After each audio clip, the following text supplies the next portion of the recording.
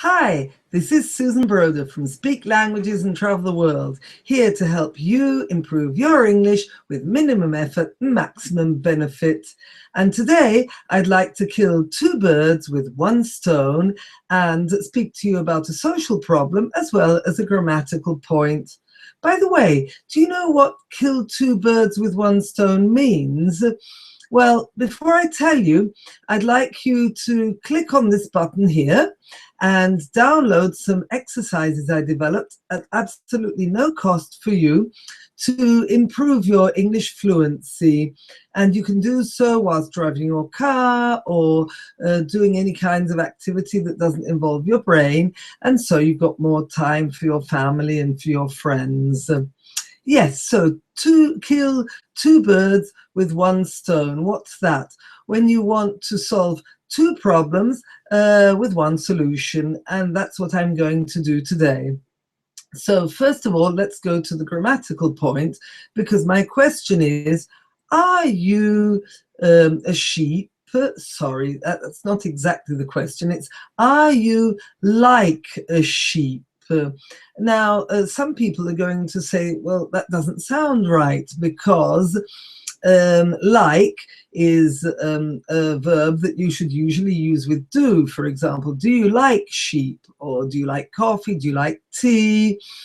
But I always teach my students that you can't use the verb to be with non-auxiliary verbs such as like, unless you're using it for the present continuous. So, are you drinking tea? Are you eating a sandwich? But you can't say, are you liking? Because some verbs just can't be used with the ing form. So, yes, is it correct to say, are you like sheep? Yes, it is, because like in this sense isn't a verb. It's a preposition or conjunction, and it means similar to. And so what I'm asking you is, are you similar to sheep? Are you like sheep? Do you behave like sheep? Do you follow the masses? Are you a copycat? Why do I ask you that? Because my experience is that so many people don't think. They just follow the masses like sheep everywhere all the time. And it's so irritating to see how people behave. My most typical example is at the supermarket. So you've got these big supermarkets with all the rows of cash desks, and you'll see that when people arrive with their trolley, they'll just get behind a queue.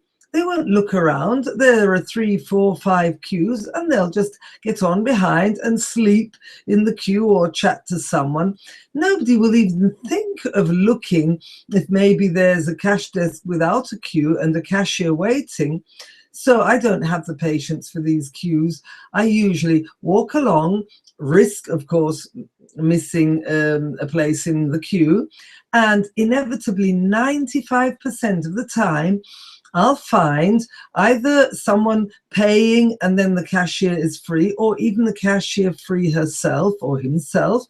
Very often the cashiers will come out and look and call people over and say, you know, I'm waiting here, why are you all in a queue?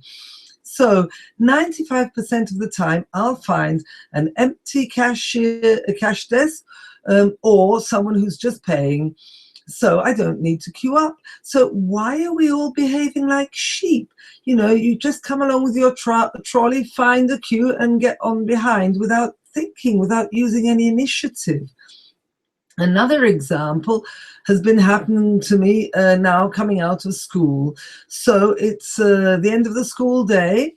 The school where I'm working in this period has 3 roads. One road which goes to a crossroad, one which goes left, but there are roadworks, so you can't turn left at the moment, and a tiny side road to the right, which goes off into a residential area. What does everyone do? Everyone, all the parents, pick up their children and queue up towards the crossroads. and they wait and wait because the crossroads doesn't have a traffic light, so all the traffic is going and you have to wait to see when you can squeeze in. Now, I don't even live in this small town. It's just a coincidence that I know someone who lives further to the right in the back roads. So the first time I saw this queue, I said, are we crazy?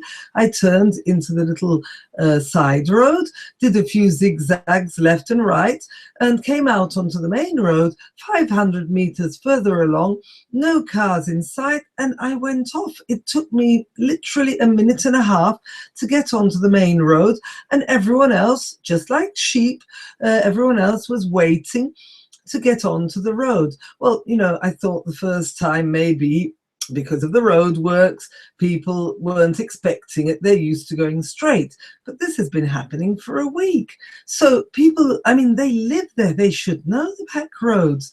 They just don't think. They just get behind like sheep.